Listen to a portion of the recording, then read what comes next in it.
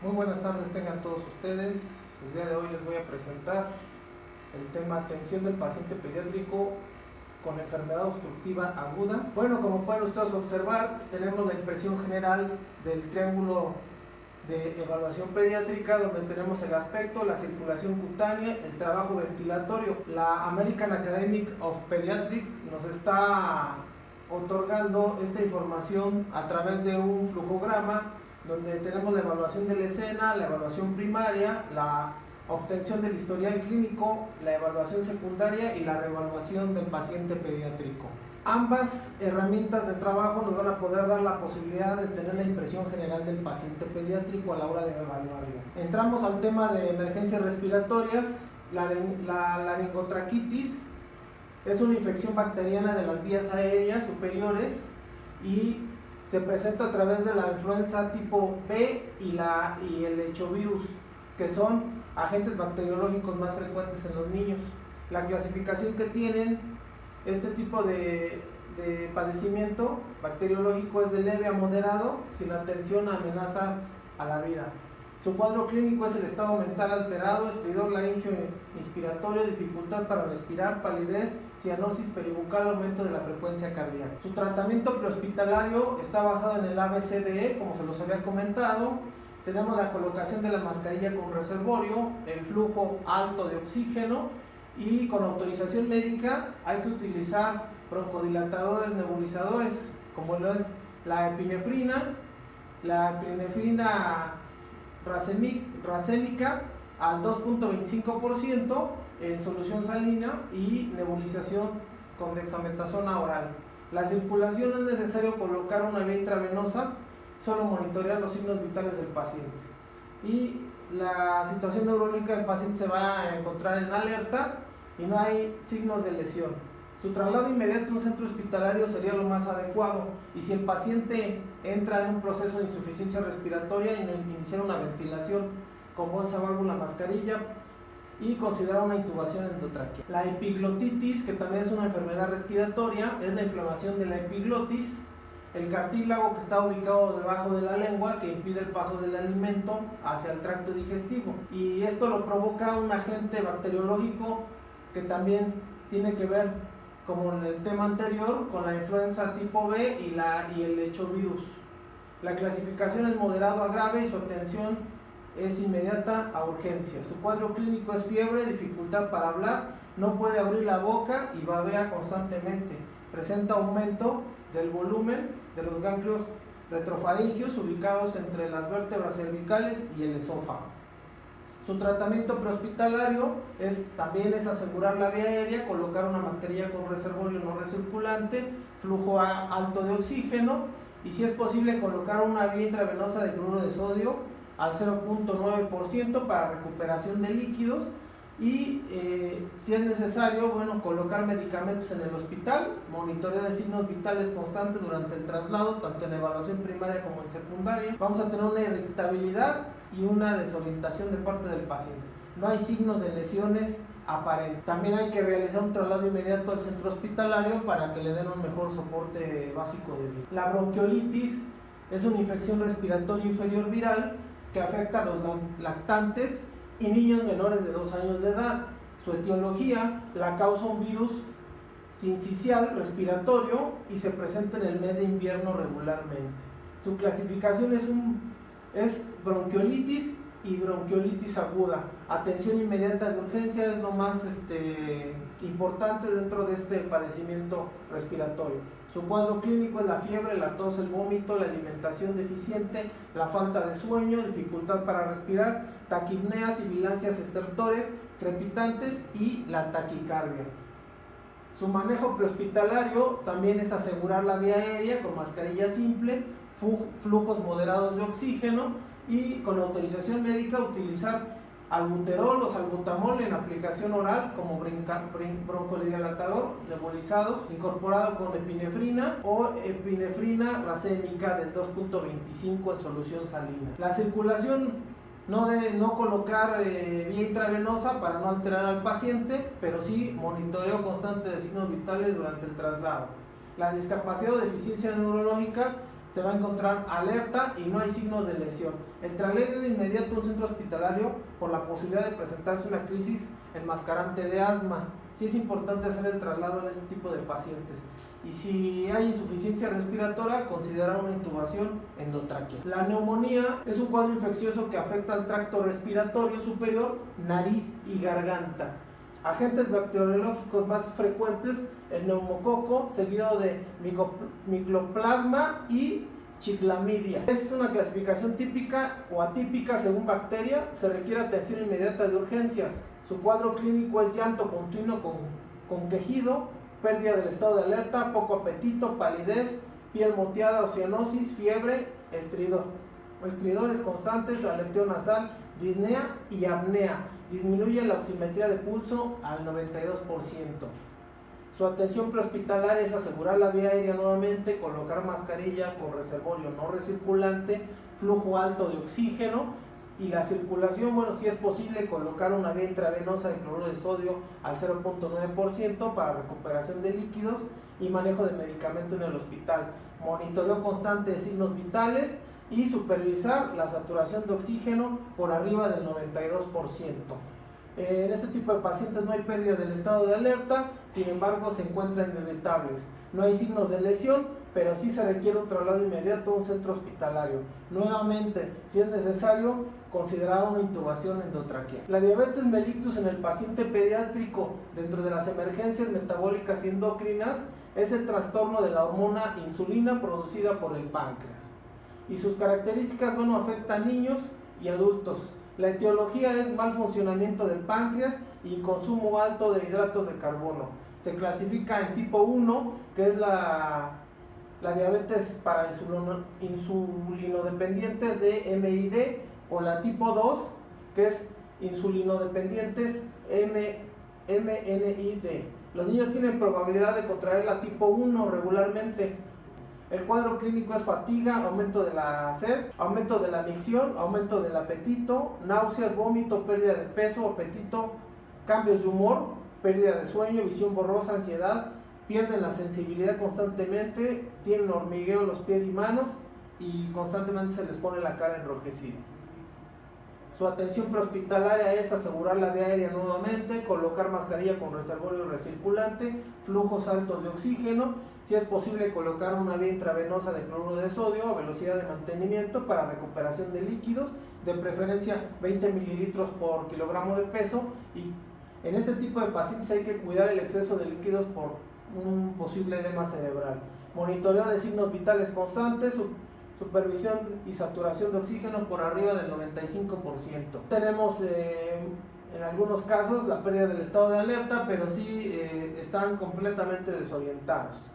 No se presentan lesiones aparentes a la hora de la evaluación, si no va contiguo a un traumatismo. Y si la diabetes es tipo 1, si es insulodependiente el paciente y ya está diagnosticado, bueno, lo más adecuado es proporcionar su insulina a dosis normal para estabilizar, y si no mejora, bueno, hay que realizar un traslado inmediato al centro hospitalario. En este caso, si la situación empeora, bueno, hay que considerar una vía aérea avanzada y una intubación endotraqueal. La cetoacidosis metabólica es la acumulación de grasa, cetonas y ácidos metabólicos por la disminución de glucosa. Las grasas se oxidan más rápido de lo normal por el exceso de la glucosa, provocando diuresis osmótica en el paciente. La clasificación, bueno, tenemos de moderado y sin falta de atención médica se convierte en grave.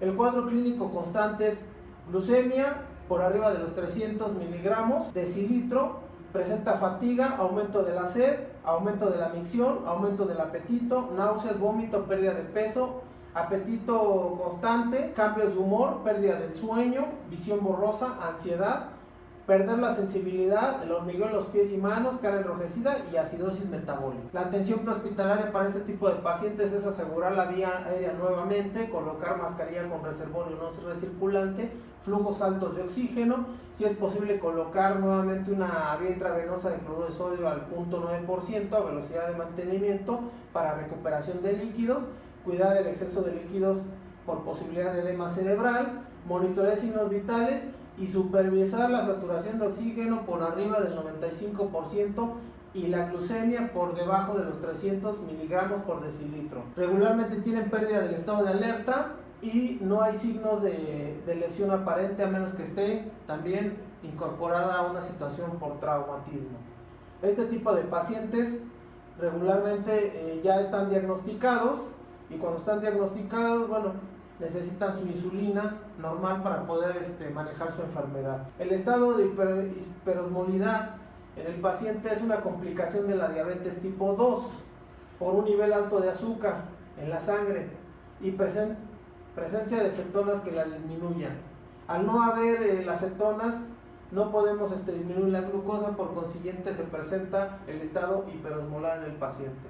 Hay un mal funcionamiento hormonal, insulínico, y se ve en personas con diabetes tipo 2 que no tienen la enfermedad controlada regularmente. Falta de atención médica, este tipo de pacientes se convierten en graves. Su cuadro clínico es fatiga, aumento de la sed, aumento de la micción, aumento del apetito, resequedad de la boca, náuseas, vómitos, pérdida de peso, pérdida del sueño, visión borrosa, ansiedad, convulsiones, deterioro del habla. Su manejo prehospitalario es asegurar la vía aérea, colocar mascarilla con reservorio, flujos altos de oxígeno, vía intravenosa, velocidad de mantenimiento, cuidar el edema cerebral, como lo hemos estado comentando, monitoreo de signos vitales constantes, saturación de oxígeno por arriba del 95% y la glucemia por debajo de 300 miligramos por decilitro. La discapacidad, bueno, regularmente tenemos pérdida del estado de alerta y muchas de las veces este tipo de pacientes pueden caer en estado de inconsciencia.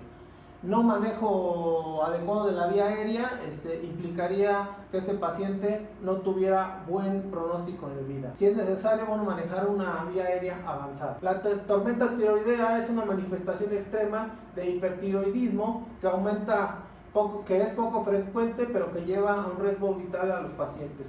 Es una crisis tiroidea, ocurre debido a una situación de estrés mayor como traumatismo, ataque cardíaco o infección. La condición es de gravedad y el cuadro clínico es agitación, confusión mental, aumento de la temperatura, taquicardia, inquietud, temblores y sudoración excesiva. Nuevamente tenemos asegurar la vía aérea, colocar mascarilla con reservorio, oxígeno en flujos altos y la posibilidad de una colocación de una vía intravenosa de cloruro de sodio al 0.9%, monitoreo constante de signos vitales y colocar una manta fría para control de la temperatura. Regularmente tenemos pacientes en confusión y poco reactivos. Traslado inmediato al hospital sería lo más adecuado y si es necesario considerar intubación endovenosa. La epilepsia, bueno, es un trastorno crónico que genera una crisis convulsiva a través del tiempo con o sin causa subyacente. Puede ocurrir en pacientes con fiebres altas, con infección de las meninges o otras causas que también son derivadas al exterior como traumatismo. Se presentan tónico-clónicas que son frecuentes por la fiebre alta y focales por infección severa en la atención epiléptica de los pacientes pediátricos. Tenemos parestesia, vértigo, síntomas visuales, auditivos, diaforesis, cambios pupilares, mastican regularmente y realizan movimientos de bicicleta, taquicardia, inquietud, rigidez muscular, temblores y sudoración excesiva. Su evaluación es asegurar nuevamente la vía aérea, colocar mascarilla con reservorio, flujos de 6 a 10 litros por minuto de oxígeno, monitorear signos vitales y supervisar el oxígeno y la saturación de oxígeno por arriba del 95 y 100%. Si en 5 minutos no disminuye la epilepsia, iniciar con autorización médica administración de medicamentos. Presenta confusión y poca reactividad, no hay signos de lesión. Si hubiera atención por este tipo, bueno, necesitaríamos evaluarlo de otra manera. No responde al tratamiento, considerar intubación endotraqueal y traslado inmediato al hospital. El estatus epiléptico es una consideración similar a la epilepsia y bueno, es una serie de 2 o más crisis convulsivas sin recuperación de la conciencia. En recién nacidos las convulsiones son más normales de forma metabólica temporal por trastorno grave, malformación cerebral, lesión en el cerebro durante el embarazo, falta de oxígeno durante el parto, infección grave, un trastorno hereditario del metabolismo. Las convulsiones causadas por trastornos hereditarios del metabolismo suelen comenzar durante la lactancia o la infancia. Crisis parcial simple, está consciente y tiene interacción verbal. Crisis parcial compleja, se pierde la conciencia momentáneamente. Y crisis convulsiva neonatal, se presenta sacudida súbita muscular con una evidencia en un lactante.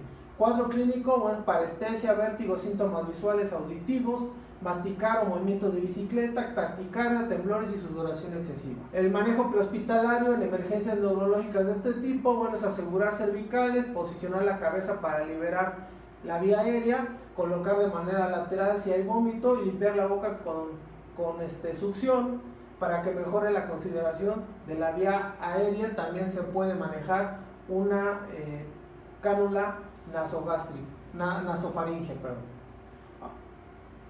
En causas de paro cardíaco en el paciente pediátrico, la definición es el cese de la actividad cardiovascular y de la detención de la circulación, y lleva a isquemia tisular y la muerte del paciente en caso de no actuar de manera precisa y adecuada. Es resultado de una falla ventilatoria o shock, con un periodo variable de hipoxemia sistémica, hipercapnia y acidosis metabólica que progresa a bradicardia e hipotensión y culmina en colapso cardíaco. Según Nemotecnes H y las TES, la hipoxia, la hipovolemia, la hidrogénesis, la hipoglucemia, la hipotasemia, la tensión cardíaca, el taponado cardíaco, el tóxicos o tabletas, trombosis pulmonar, trombosis coronaria, o en el cuadro clínico vamos a tener diaforesis, bradicardia por debajo de 60 latidos por minuto y la ausencia del pulso. En este momento les explico un paro cardíaco. Tenemos soporte vital pediátrico.